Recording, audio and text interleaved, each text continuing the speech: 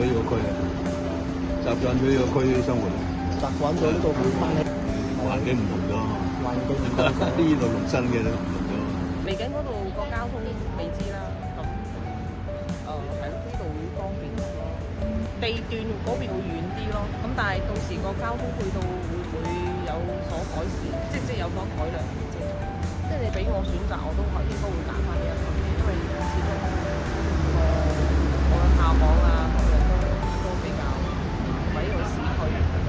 多數人都唔中意搬㗎啦，喺佢呢度環境好啊嘛，好啲啊嘛，第度嗰啲冇咁好，我覺得我嗰邊冇呢邊好咯，又遠咗我哋年紀一路大咯，行動又唔方便，一路嗰啲交通點都冇呢邊咁方便啦，係咪？